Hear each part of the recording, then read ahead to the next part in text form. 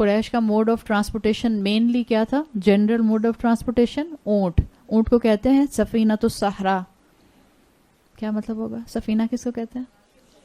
شپ یا کشتی کو. یعنی کہ اونٹ کو عرب کہا کرتے تھے صحرا کا جہاز. اور پھر اللہ تعالیٰ نے یہاں پر کہا ہے وَخَلَقْنَا لَهُم مِّن مِّثْلِهِ مَا يَرْكَبُونَ. یہ ما آتا ہے، میں نے شاید پہلے بھی ذکر کیا تھا آپ لوگوں کو، من کے مقابلے میں ما آتا ہے غیر عاقل چیزوں کے لیے، اور ماں میں سب کچھ کور ہو گیا. جس کسی چیز پر بھی یہ سوار ہوتے ہیں یا جس کسی چیز پر بھی یہ سوار ہوں گے. یہاں پر آیا ہے یرکبون، فعل آیا ہے، ورب آیا ہے، اور وہ ورب آیا ہے عربی زبان کا جو پریزنٹ اور فیوچر دونوں پر اپلائی کرتا ہے. تو اللہ تعالیٰ نے ساری بات کر لی کہ جتنا بھی ٹریولنگ موڈ ہوگا اس کشتی کے علاوہ وہ سب کس نے بنایا ہے؟ وَخَلَقْنَا لَهُمْ، ہم نے بنایا ہے ان سب کے لیے. آپ کے جتنے بھی ذہن میں موڈ آف ٹرانسپورٹیشن آتے ہیں وہ سب اس میں کور ہو گئے. جو جب قریش سن رہے تھے ان کے جو موڈ آف ٹرانسپورٹیشن تھے وہ بھی کور ہو گئے، آپ سن رہی ہیں وہ بھی کور ہو گئے. آپ کے ذہن میں اگر ہاٹ ایئر بلون آتا ہے، ہوائی جہاز آتا ہے، کار آتی ہے، آپ کے ذہن میں جو ہے وہ کوئی اسپیس شٹل آتی ہے، جو بھی موڈ آف ٹرانسپورٹیشن آپ کے ذہن میں آ رہا ہے وہ بھی اس ما یرکبون میں کور ہو رہا ہے. اور آج سے 50 سال بعد اگر دنیا سلامت رہی تو جو بھی موڈ آف ٹرانسپورٹیشن ایجاد ہو جائیں گے وہ سب بھی اس قرآن کی آیت میں موجود ہیں. دس از دا میریکل آف قرآن. 1450 سال پہلے جس زبان اور جس کلام میں بات کی گئی آج کے 21ویں صدی کے انسان کے مسائل اور سچویشن کو کلیئرلی بیان کر رہا ہے. جیسے قریش سنتے تھے اور سبق لیتے تھے، جیسے صحابہ سنتے تھے اور ان کے دل نرم ہوتے تھے، آج کا مسلمان بھی اس قرآن کو پڑھ کر، اس کو سمجھ کر اپنے دلوں کو اللہ کے ساتھ اٹیچ کر سکتا ہے. تو اللہ تعالیٰ نے یرکبون کہہ کے حال اور مستقبل کی تمام ٹرانسپورٹیشن کو، تمام سواریوں کو کور کر لیا کہ سب اللہ نے کریٹ کیے ہیں. یعنی اللہ نے بتا دیا، یہ مت کہنا کہ رائٹ برادرز نے جہاز بنایا تھا. کہا جا سکتا ہے لیکن اصل میں مسلمان کے مائنڈ سیٹ میں کیا ہوتا ہے؟ جہاز اس لیے بن گیا کہ رائٹ برادرز بہت عقل مند تھے. ہاں، جہاز کیوں بن گیا؟ جب اللہ نے چاہا تو جہاز بن گیا. دیکھیں مسلمان کا مائنڈ سیٹ تھوڑا سا بس سلائٹلی ڈفرینٹ ہوتا ہے. بعض لوگ کہتے ہیں اس سے فرق کیا پڑتا ہے؟ مان تو آپ رہی ہیں کہ رائٹ برادرز کے تھرو بنا، تو پھر یہ کہنے کی کیا ضرورت ہے کہ اللہ نے اصل میں بنایا؟ بنانے والا کون ہے؟ یہ میں اور آپ کہہ رہے ہیں ججمنٹل سٹیٹمنٹ کہ اللہ نے بنایا. وَخَلَقْنَا لَهُمْ کون کہہ رہا ہے؟ نہ رسول اللہ صلی اللہ علیہ وسلم نے کہا، نہ آپ نے اور میں نے کہا، نہ صحابہ نے کہا. یہ تو قرآن کہہ رہا ہے کہ اللہ نے بنایا. ان کو اللہ نے، سمجھ لیجئے، پکچر میں ایک سورس بنا دیا کہ وہ اس جہاز کو بنا کر سامنے لے کر آئیں. جتنی ہیومن کریٹیوٹی ہے وَخَلَقْنَا لَهُمْ، یہ اللہ کی کریڈیبلٹی ہے، اللہ کی طرف سے تحفہ ہے. اگر آپ کسی کام میں ایکسپرٹ ہیں، اگر آپ کو بہت اچھا لکھنا آتا ہے، اگر آپ کو بہت اچھا بولنا آتا ہے، اگر آپ کو بہت اچھی طریقے سے بات کرنی آتی ہے، اگر آپ اچھے مشورے دے سکتی ہیں، اگر آپ اچھا کھانا پکا سکتی ہیں، اگر ایک بہت اچھی آرکیٹیکٹ یا آپ ایک ڈاکٹر ہیں یا انجینئر ہیں، اس میں آپ کا کوئی کمال نہیں ہے. کس کا کمال ہے؟ اللہ کا.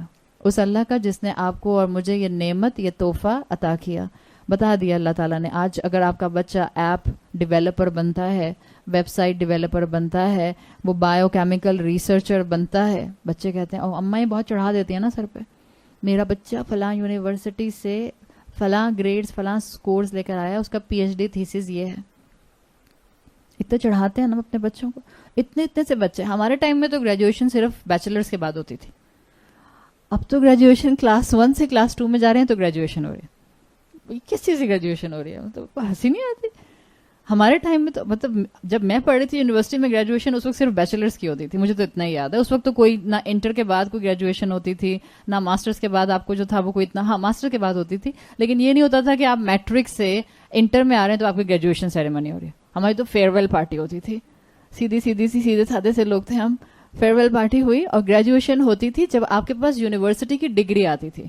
تب پتہ چلتا تھا. اب تو کلاس 2 سے کلاس 3 میں جائیں گے, 3 سے 4 میں جائیں گے, ہر سال گریجویشن ہوگی, اپنا وہ گریجویشن گاؤن پہنیں گے, کیپ پہنیں گے, چلو بھائی. اور اماں کہتی ہیں, پھر اماں اس کے بعد تصویریں کھینچ کھینچ کے لگاتی ہیں. پھر بہت سی امائیں ہر گریجویشن کی تصویر جو ہے وہ فریم کرا کے کمرے میں بھی لگا لیتی ہیں. اس کے بعد بچے کو پھر جب بچہ 16 سال 17 سال کا ہوتا ہے تو اس کو پتہ چلتا ہے میں کتنا عقل مند ہوں, کتنی شیلڈ اور کتنی ٹرافیز ہیں میرے پاس, میں تو ہوں ہی اتنا عقل مند. جب میں ہوں ہی اتنا عقل مند تو پھر کریڈٹ کہاں چلا جاتا ہے ہر چیز کا؟ اللہ تو غائب ہو گیا درمیان میں سے. ہر کامیابی پہ اپنے بچے کو احساس دلائیں اللہ کی طرف سے ملی ہے بیٹا. بعض اوقات ہم اس بات کو اتنا انڈرسٹوڈ سمجھتے ہیں, کہتے ہیں بار بار کہنے کی کیا ضرورت ہے. آپ کے بچے نے اللہ کو نہیں دیکھا ہے, آپ کو بار بار کہنا پڑے گا تاکہ اس کو یاد رہے کہ ہاں ایک ہستی ہے جو مجھے نظر نہیں آتی ہے مگر میری سسٹیننس اس کے ساتھ اٹیچ ہے. وہ چاہے تو میں زندہ رہ سکتا ہوں ورنہ میں نہیں رہ سکتا. یہ بالکل ایسے ہے کہ آپ بعض لوگ کہتے ہیں کہ ہم اپنے بچوں کے دلوں میں اللہ کی محبت کیسے ڈالیں. It's very easy in childhood. آپ اپنے بچے کو ہر دوسرے دن ایک تحفہ دیتی ہیں, مائیں یوزلی دے ہی رہی ہوتی ہیں. ہم لوگ تو بغیر کہے تحفہ دیتے ہیں, ہم اتنے تحفے دیتے ہیں کہ اب بچوں کو ہمارے تحفوں کی کوئی قدر نہیں. ہمیں تو سال پیچھے ایک ہی ملتا تھا, یا عید پہ ملتا تھا یا چلو برتھ ڈے ہوتی تھی تو ملتا تھا. اتنے تحفے ہمیں نہیں ملتے تھے. اب تو اماں جب جاتی ہیں باہر بچے کے لیے کچھ لے کر آ جاتی ہیں تو بچہ بھی فار گرانٹیڈ لیتا ہے. آپ اپنے بچے میں اللہ کی محبت کیسے ڈال سکتے ہیں, اسپیشلی اگر آپ کا بچہ چھوٹا ہے. آپ جب اس کو کوئی تحفہ دیں آپ کہیں اللہ تعالیٰ نے دیا ہے. جیسے میں آپ کو ایک مثال دوں, بہت عام سی مثال. آپ ہر دفعہ اپنے بچے کو تحفہ دیں یا اس کے کمرے کے باہر صبح جب بھی اٹھے ایک تحفہ رکھ دیں اور وہ پوچھے یہ کس نے دیا, وہ کہے آپ کی ایک آنٹی ہے نا نزیحہ آنٹی, انہوں نے دیا. وہ کہے نزیحہ آنٹی کون ہے, میں تو نہیں جانتا, اس نے کبھی نزیحہ آنٹی کو دیکھا ہی نہیں. مگر آپ ایک مہینے سے اس کو جب بھی تحفہ دیتی ہیں آپ کہتی ہیں نزیحہ آنٹی نے بھیجا ہے. At the end of the ایک مہینہ کیا اس بچے کو نزیحہ آنٹی سے محبت ہو جائے گی؟ ہاں, دیکھا نہیں ہوگا مگر محبت ہو جائے گی. آبویس اتنے تحفے دیتے ہیں, 2 دن میں ہو جائے گی. شاباش, ویری گڈ, یہ صحیح بچہ مینٹیلٹی ہے, 2 دن میں ہو جائے گی. جب آپ اللہ تعالیٰ کے ساتھ بچوں کو ایسے کنیکٹ کریں گے کہ بیٹا تمہارا جو رزلٹ آیا یہ اللہ تعالیٰ کی رحمت سے آیا, اللہ نے تمہاری کوشش کو قبول کیا. جب آپ کے یہ 2 جملے 3 جملے جائیں گے تو انشاءاللہ آپ کے بچے کے اندر آہستہ آہستہ اللہ کی ایکنالجمنٹ آنا شروع ہو جائے گی. اور ہمیں یہی کرنے کی ضرورت ہے. انسانوں کا کوئی کمال نہیں ہوتا. آپ جتنے انوینٹرز ہیں ان کی بایوگرافیز پڑھیں, اور آپ پڑھیں تو آپ کو اس وقت صرف اللہ کا کلام یاد آتا ہے اور رسول اللہ صلی اللہ علیہ وسلم کی تعلیمات کے اوپر آپ کو معجزہ ہونا یقین ہو جاتا ہے. آپ اتنے انوینٹرز کی بایوگرافیز پڑھیں, وہ کہتے ہیں ہم سال ہر سال محنت کرتے رہے چیزوں کو ڈٹرمن کرنے کی, ان کو فائنلائز کرنے کی, ان کو فائنلی انوینٹ کرنے کی, لیکن ہمیں بس ایک مرتبہ کئی سالوں کے بعد کئی مہینوں کے بعد ایک ڈریم آیا, اس میں ہمیں پتہ چلا کہ ایسے نہیں ایسے کرنی چاہیے چیز, اور جب ہم نے ایسے کی تو وہ انوینشن بن گئی. اور آپ رسول اللہ صلی اللہ علیہ وسلم کی احادیث پڑھیں جس کے میں مفہوم آتا ہے کہ اب وحی ختم ہو گئی رسول اللہ صلی اللہ علیہ وسلم پر, لیکن وحی کا 46 پارٹ, بہت معمولی سا پارٹ انسان کے لیے خوابوں کی شکل میں موجود ہے. آپ کو سچے خواب آ سکتے ہیں.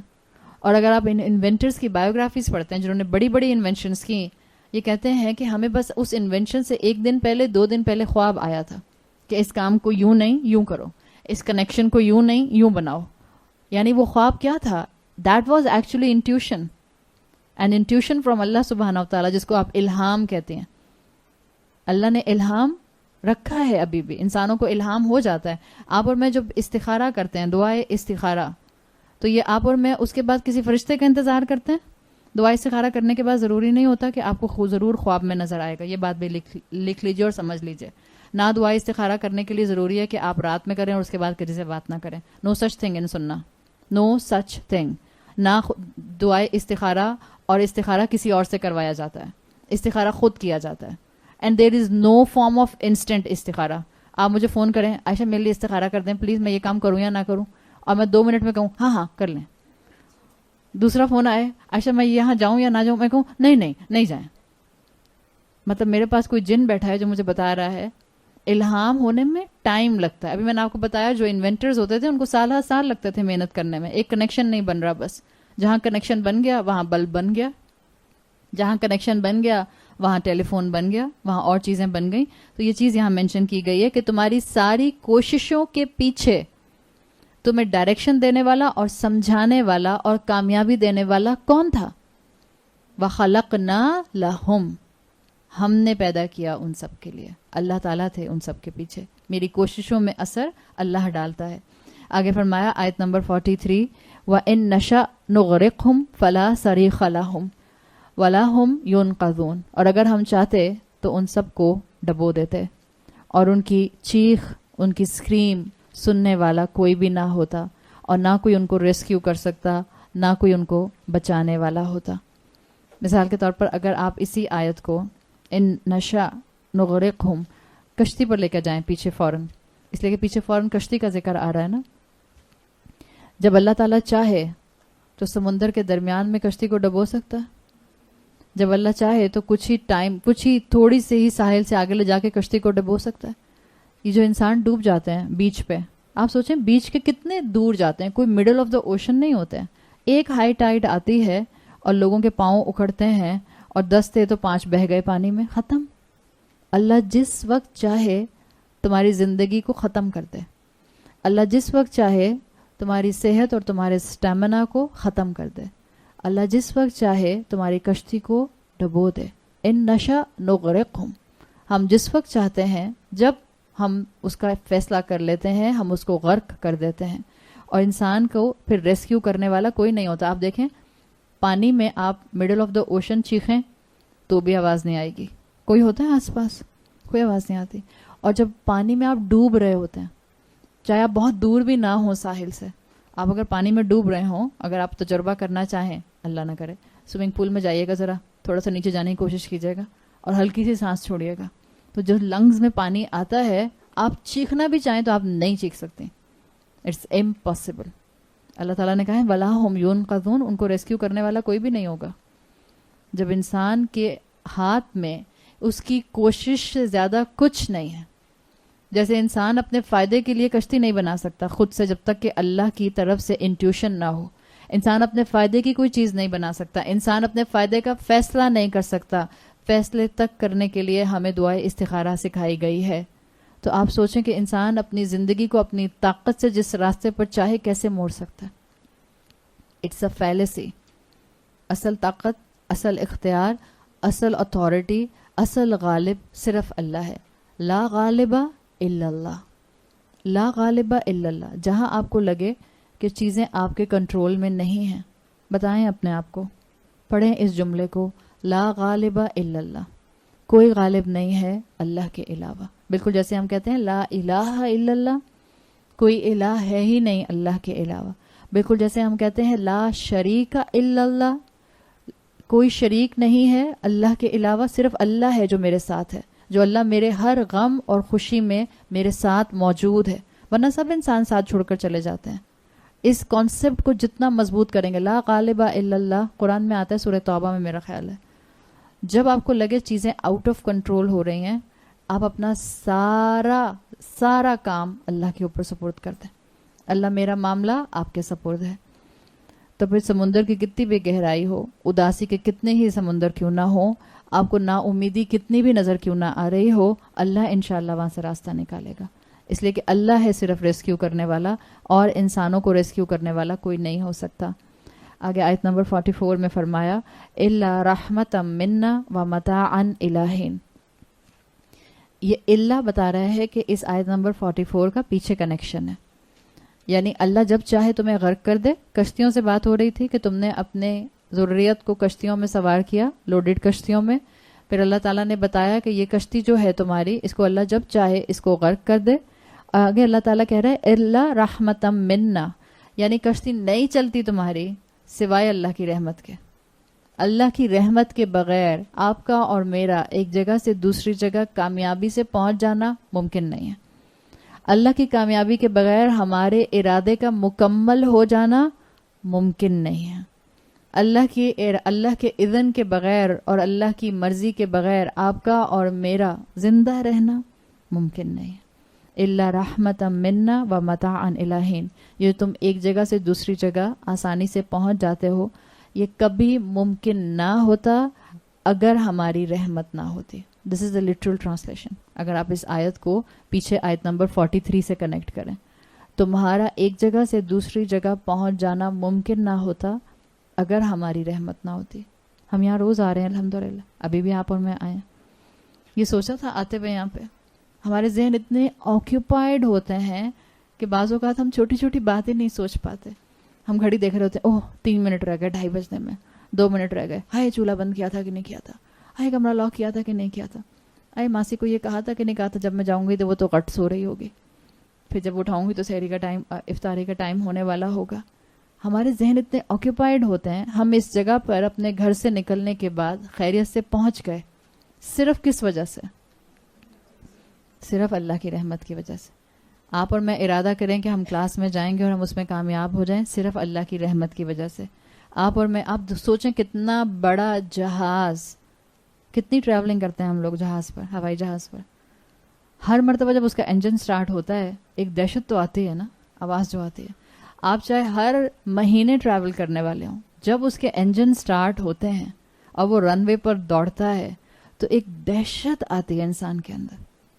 حقیقت ہے, آپ کتنا فریکوینٹ ٹریولر کرنے والے ہوں, آپ کے اندر ایک خوف آتا ہے, ایک ہیبت آتی ہے. اور آپ سوچیں کہ کتنے 100 لوگوں کو لے کر اتنا ٹن وزنی جہاز ہوا میں فلوٹ کرتا ہے, خیریت سے اوپر جاتا ہے, خیریت سے نیچے آ جاتا ہے. کس کی رحمت کے بغیر یہ ممکن نہیں ہے؟ اللہ کی رحمت کے بغیر ممکن نہیں ہے. اور انسان کیا کہتا ہے, پائلٹ بڑا اچھا تھا, بڑی اسموتھ لینڈنگ ہوئی,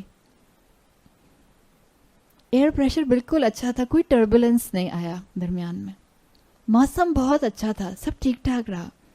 اماں پوچھتی بیٹا خیریت سے امریکہ پہنچ گئی؟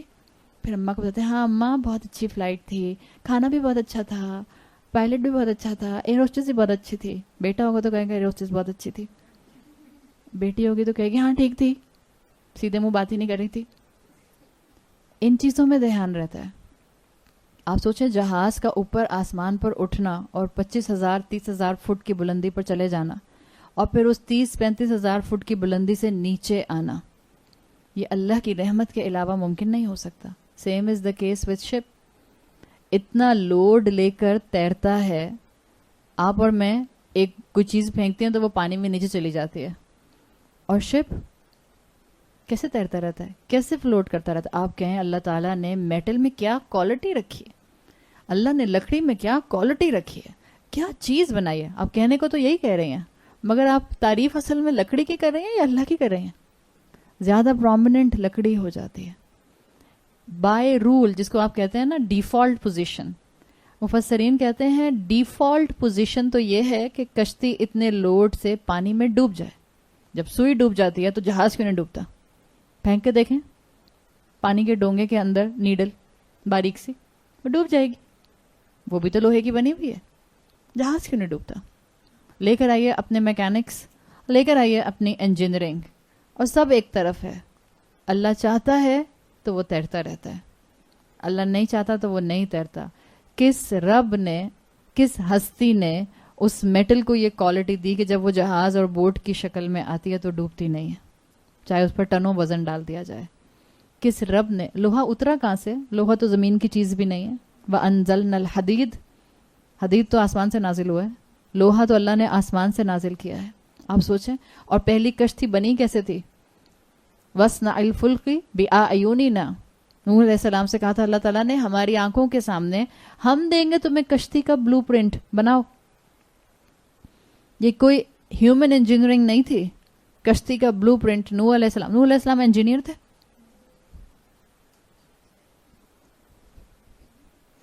بعض لوگ اتنی بحث کرتے ہیں, اتنی بحث کرتے ہیں, بس ان کو نہیں ماننا تو صرف اسلام, قرآن اور رسول اللہ صلی اللہ علیہ وسلم کی بات کو نہیں ماننا. میں کہتے ہیں کیا پتہ نوح علیہ السلام کے اندر انجینئرنگ کے جینز ہوتے ہوں گے. اب آپ کیا بحث کریں گے ایسے انسان سے؟ قرآن کی آیت نظر نہیں آ رہی؟ وَاصْنَعِ الْفُلْكِ بِأَعْيُنِنَا, بنائیے اس کشتی کو ہماری آنکھوں کے سامنے. بلو پرنٹ تو اللہ دے رہا تھا, وہ اللہ کے رسول تھے, فرشتہ آتا تھا ان کے پاس وحی لے کر, تو فرشتے کے لیے کیا مشکل تھا, ان کو وحی کر دیتا. الہام سے بڑھ کر وحی ہوتی تھی. الہام تو چھوٹی معمولی چیز ہے, آپ کے اور میرے جیسے معمولی انسانوں کو الہام ہوتا ہے, انٹیوشنز ہوتی ہیں. اللہ تعالیٰ رسولوں کو تو وہی بھیجتا تھا direct, without a doubt, without a shadow of a doubt. مجھے اور آپ کو اپنے الہام پر ڈاؤٹ ہو سکتا ہے, رسولوں کو اپنی وحی پر ڈاؤٹ نہیں ہوتے تھے. اور ہم کہتے ہیں کہ اللہ کی انجینئرنگ نہیں, انسانوں کی انجینئرنگ ہے. ہم اللہ کو بھولیں نہیں, انسان کی تعریف کریں لیکن اس انسان کی تعریف میں رب کی تعریف کو مت بھولیں. ہم رب کی تعریف، رب کی ایکنالجمنٹ بھی ماحول دیکھ کے کرتے ہیں. درس میں ہوں گے تو الحمدللہ، ماشاء اللہ، السلام علیکم، میں قرآن پڑھ رہی ہوں. امریکن امیگریشن پر ہوں گے آپ، کوئی آپ کو نان مسلم مل جاتا ہے، اب کہ آپ کیا کرتے ہیں؟ آپ کہ میں ڈیوائن بک پڑھنے جاتی ہوں.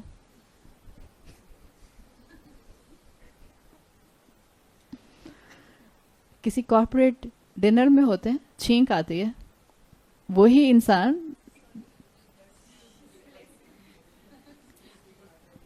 انسان جو درس میں الحمدللہ کہتے ہیں، میں کہتے ہیں ایکسکیوز می، کس بات کا ایکسکیوز؟ آپ نے مجھے کیا کیا؟ آپ نے میرے منہ پہ تھوڑی چھینکا ہے بھائی، آپ نے ہاتھ رکھا ہے تمیز سے، تو شکر کیجیے اللہ کا جس نے آپ کا دل روکا تھا پھر چل پڑا دوبارہ سے. ہمیں اسلام اور مسلمان بننا ماحول کے مطابق اچھا لگتا ہے. ہم ماحول کے مطابق اپنے آپ کو عمل پر لانا جو ہے وہ آسان بنا لیتے ہیں، ورنہ ہم ہر جگہ، ہمارے لیے 24/7 مسلم بننا آسان نہیں ہے. ہم کہتے ہیں ہم ابراہیم علیہ السلام کے فالوور ہیں، اور سارے ابراہیمک ریلیجنس کے اندر اسلام سب سے زیادہ ابراہیم علیہ السلام کو امام کی پوزیشن پر رکھتا ہے. ابراہیم علیہ السلام اپنے آپ کو ماحول کے حساب سے اڈیپٹ نہیں کرواتے تھے. ابراہیم علیہ السلام ہر وقت 24/7 مسلم تھے، ٹوٹل سبمیشن. جب اللہ نے کہا اسلمت لرب العالمین، سمپل فیکٹ، جب اللہ نے کہا میرے لیے سبمیشن اختیار کرو تو انہوں نے کمپلیٹ اللہ کے لیے سبمیشن اختیار کر لی. یہی چیز مجھے اور آپ کو سیکھنے کی ضرورت ہے. اللہ کی رحمت کے بغیر میرا کوئی مقام نہیں ہے. اللہ چلاتا ہے میرے کاموں کو، اللہ مکمل کراتا ہے میرے کاموں کو. صبح سے شام تک جو میں پلان کرتی ہوں، اگر وہ میرے پلان کے مطابق چوک آؤٹ ہو جاتے ہیں تو یہ اللہ کی بڑی رحمت ہوتی ہے. ایک سجدہ تو انسان سونے سے پہلے سجدہ شکر کر سکتا ہے، ایک سجدہ، اور سجدہ شکر کے لیے آپ کو وضو کی ضرورت بھی نہیں ہوتی ہے، معلوم ہے؟ ایسے ہی کر سکتے ہیں، جائے نماز کی ضرورت بھی نہیں ہے. گھاس پہ، کارپیٹ پہ، لان میں، ٹائلز پر، اپنے گھر کے فرش پہ، لکڑی پہ، جہاں پر ہیں سجدہ شکر کیجئے. ایک سونے سے پہلے سجدہ شکر کس بات پہ؟ کہ اللہ میں نے خیریت سے اپنے وہ سارے کام جو پلان کیے تھے وہ مکمل ہو گئے. 2 رکعت نہیں پڑے جاتے، تہجد نہیں پڑھی جاتی، 8 رکعت نہیں پڑے جاتے، سونے سے پہلے سورہ ملک نہیں پڑھی جاتی، ایک سجدہ شکر تو ہو سکتا ہے. چلیں آج سے شروع کر دیتے ہیں. اللہ کرے کہ اللہ ہمیں اپنا شکر گزار بنائے. اللہ نے بتا دیا کہ تم جتنی مرتبہ بھی سفر اپنا کرتے ہو کسی بھی فارمیٹ میں، اللہ کے حوالے تمہاری سواری ہوتی ہے اور تم بھی ہوتے ہو، اور سوائے اللہ کی رحمت کے تمہارا سفر مکمل نہیں ہو سکتا. دوسرا کہا وَمَتَاعًا إِلَىٰ حِينٍ، تاکہ تمہارا جو دنیا میں رہنا ہے، نعمتوں سے فائدہ اٹھانا، یہ لمیٹڈ ٹائم کے لیے ہے. تمہارا دنیا میں اللہ کی رحمت سے فائدہ اٹھانا لمیٹڈ ہے. یہ اللہ کی رحمت کب تک ساتھ رہے گی؟ جب تک اللہ چاہے گا. اور ایک وقت تو موت آئے گی. ان دنیا کی نعمتوں سے فائدہ اٹھا لو. یہ جو اللہ تعالیٰ نے تمہارے سامنے میریکلز رکھے ہیں، ان میریکلز کے ذریعے اللہ تک پہنچ جاؤ، بالکل جیسے رسول انہی میریکلز کے ذریعے اپنی بستیوں کو، اپنی قوموں کو اللہ سے جوڑنے کی کوشش کیا کرتے تھے. لوگ یہ کہتے ہیں کہ کشتی ڈوب گئی، آئے ہائے اللہ نے کشتی ڈبو دی. بعض لوگوں نے یہاں تک اپنی کتابوں میں لکھا کہ ٹائٹینک کے لیے، کیونکہ اس کے بنانے والے نے یہ کہا تھا کہ خدا اس کو ڈبو نہیں سکتا ہے، تو اللہ نے اس کو ڈبو کر دکھا دیا. اللہ نے کشتی نہیں ڈبوئی تھی، اس کے تکبر کا جملہ کوئی اس کے سامنے آ گیا تھا، جس شخص نے یہ جملہ بولا تھا. ڈیفالٹ پوزیشن میں نے آپ کو بتا دیا. ڈیفالٹ پوزیشن یہ ہے کہ جہاز اتنا وزن لے کر نہ اٹھ سکے، وہیں گر جائے. ڈیفالٹ پوزیشن یہ ہے کہ کشتی جو ہے وہ پانی میں اتنے وزن کے ساتھ نہ تیر سکے اور ایک جگہ سے دوسری جگہ نہ پہنچ سکے. لیکن یہ انسانوں کا ذہن رہا، کیونکہ انسانوں کی اکثریت ناشکری رہی اور انسانوں کی اکثریت شیطان کے ٹریپ میں رہی. تو جب بھی، جیسے میں نے قریہ میں مثال دی تھی آپ کو رسولوں کی، کہ جب کسی بستی میں رسول آتے تھے اور وہ ڈراتے تھے کہ دیکھو اگر ہماری اطاعت نہ کی تو سزا آ جائے گی، تو قومیں کہا کرتی تھیں تم تو ہو ہی ہمارے لیے بیڈ اومن، تمہارے آنے سے جو ہے وہ سزائیں آ جاتی ہیں، عذاب آ جاتے ہیں. رسولوں کے آنے سے عذاب نہیں آتے تھے. رسول تو عذاب آتی ہوئی بستی میں سے بھی کچھ لوگوں کو اپنی طرف نکالنے کی کوشش میں آتے تھے کہ شاید جو بچ سکتے ہیں وہ بچ جائیں. ایسے ہی کوئی آفت، کوئی ایکسیڈنٹ جو ہوتا ہے وہ اللہ کی طرف سے نہیں ہوتا، وہ تمہارے اپنے ہاتھوں کی کمائی ہوتی ہے. قرآن میں آتا ہے بیما کسبت ایدیکم، آپ اگر اسلام کی فلسفی دیکھیں تو مسلمان کا ایک جو گفتگو کا انداز ہونا چاہیے وہ کیا ہونا چاہیے؟ ہر خیر میرے رب کی طرف سے ہے اور ہر شر میرے اعمال کے اثرات کی وجہ سے ہے. دس is the philosophy of a mindset of a believer. جو مومن ہوتا ہے وہ ہر خیر کو اللہ سے کنیکٹ کرتا ہے اور ہر شر کو اپنی غلطیوں اپنے گناہوں سے کنیکٹ کرتا ہے. جب کچھ برا ہو، جب ٹھوکر لگے، سوچیں میں نے صبح کیا کام غلط کیا تھا. جب ٹھوکر لگے خیال آئے آپ کو میں نے آج کس کا دل دکھایا تھا. اب سامنے والے کو ٹھوکر لگے تو آپ کہیں دیکھا میرا دل دکھایا تھا نا. سامنے والے کی ٹھوکر پر نہیں یہ کہنا. یہ اپنا مائنڈ سیٹ بنانا ہے. فرق ہے نا. مومن فنگر پوائنٹنگ نہیں کرتا. مومن تو جب کسی کی اصلاح کرنا چاہتا ہے تو بہت محبت سے پیچھے پڑ آئے رسولوں کا طریقہ کیا ہے اور رسولوں کے فالوورز کی سنت کیا ہے. سامنے والے کو ٹھوکر لگی، بچہ گرتا ہے، اماں کہتی بہت اچھا ہوا، کہنا نہیں مانا تھا نا میرا. کتنے کامن ہمارا عام سے کہہ دیتے ہیں. بچہ کہتا ہے ہائے آج میری کوئی فرینڈ نہیں آئی، میں اسکول اکیلا چلا گیا. اماں کہتی ہیں ہاں بہت اچھا ہوا، منع کیا تھا نا میں نے مت جاؤ. نہیں، جب سامنے والے کے ساتھ برائی آئے تب نہیں بولنا. آپ کو ٹھوکر لگے تو سوچیں کہ صبح میں نے کیا غلطی کی، کیا چیز میں نے مس کر دی. کیا میں نے فجر کی نماز چھوڑ دی؟ کیا میں نے فجر کا قرآن چھوڑ دیا؟ کیا میں نے جھوٹ بولا؟ کیا میں نے بیک بائٹنگ کی؟ کیا میں نے اپنے شوہر کے ساتھ جو ہے وہ کوئی ناشکری کا جملہ بولا؟ کیا میں نے اپنی امی ابا کی پرواہ نہیں کی؟ کیا میں نے اپنے ساس سسر کو جو ہے وہ گھر کا ایک بیکار سا جو کونے میں پڑا ہونے والا کوئی ڈیکوریشن پیس سمجھا؟ یہ سب چیزیں مجھے خیال آئیں. یاد رکھیں انسان کی سزاؤں کے اندر ایک کیٹیگری یہ ہے کہ بعض دفعہ انسان کی غلطی کی سزا اللہ اس کو نقد دے دیتا ہے. نقد کہتے ہیں فوراً مل جاتی ہے. And it's a blessing of Allah. آپ کو ٹھوکر کا لگنا اور اس ٹھوکر کے لگنے کے بعد آپ کو اپنی صبح کی غلطی کا یاد آ جانا، اٹس اے بلیسنگ. اس لیے کہ غلطی یاد آئے گی تو انسان توبہ کرے گا اور اپنی اصلاح کر لے گا. تو بعض سزائیں انسان کو نقد مل جاتے ہیں. اللہ نے واضح کر دیا کہ اللہ کی طرف سے اصل میں ڈسٹرکشن نہیں ہوتی، کشتی اللہ کی طرف سے نہیں ڈوبتی، انسان کی اپنی غلطی ہوتی ہے جو سامنے آ جاتی ہے. اللہ نے ہمیں سفر کی دعا سکھائی ہے، سبحان الذی سخر لنا ھذا وما کنا لہ مقرنین وانا الی ربنا لمنقلبون. آپ اپنے رب کی طرف فائنلی پلٹنے والی ہیں. جب بھی آپ گاڑی میں بیٹھتے ہیں اس دعا کو پڑھا کیجئے. انشاءاللہ اللہ آپ کی حفاظت کرے گا، اللہ آپ کی سواری کی حفاظت کرے گا. And there is a reminder ان دس دعا وَإِنَّا إِلَىٰ رَبِّنَا لَمُنْقَلِبُونَ وَمَتَاعًا إِلَىٰ حِينٍ. Same remainder. دیکھو تم دنیا کی نعمتوں کو لمیٹڈ ٹائم کے لیے انجوائے کر سکتے ہو. آپ اپنی گاڑی کو لمیٹڈ ٹائم کے لیے انجوائے کریں گی، پھر at the end of the life مجھے میت بس کے اندر ہی بیٹھ کر اور لیٹ کر قبرستان جانا. آپ کی کتنی بڑی گاڑی کیوں نہ ہو، کتنی بڑی آڈی اور BMW کیوں نہ ہو، کوئی بھی آپ کو اس کے اندر ڈال کے قبرستان لے کر نہیں جائے گا. آئے گی وہی میت بس، اسی میں لیٹیں گے اور اسی میں ڈال کر لے جائے جائیں گے. متاعًا الی حین. کتنا کمفرٹیبل گھر ہے، کتنی کمفرٹیبل سواری ہے، کتنی ٹریولنگ انجوائے کرتے ہو، کتنی ویکیشنز پر جاتے ہو. ڈونٹ فرگیٹ متاعًا الی حین. لمیٹڈ ٹائم کے لیے انجوائے کر رہے ہو، اللہ کو مت بھول جانا. ایک آخری وقت آئے گا اور اس آخری وقت کی تیاری کرو ان ساری نعمتوں اور نشانیوں کے ساتھ. اس مقام کے اوپر سورۃ یاسین کا تیسرا حصہ الحمدللہ مکمل ہو رہا ہے. ایک تیسرے حصے کو اگر آپ دیکھیں تو آیت نمبر 30 سے لے کر ہم نے شروع کیا تھا 30 سے، یہ آیت نمبر 44 کے اوپر مکمل ہو رہا ہے. آیت نمبر 30 سے 36 میں آپ کو 3 چیزیں ملی تھیں. ایک، مردہ زمین کا زندہ ہو جانا. یاد ہے؟ بارش کی وجہ سے مردہ زمین کا زندہ ہو جانا یا ہب کا نکل آنا. ایک تھا مردہ زمین کا زندہ ہونا. دوسرا ہے رزق کھلانا. اللہ رزق کھلاتا ہے، جہاں پر اللہ نے پھلوں کا ذکر کیا تھا. تیسرا ہے مخلوقات کے جوڑے. ٹھیک ہے. پھر آیت نمبر 37 میں آیا تھا رات اور دن کا تناسب. اللہ رات سے دن کو نکال لیتا ہے. آیت نمبر 38 اور 39 میں آیا سورج اور چاند کا تقابل، the comparison between sun and moon.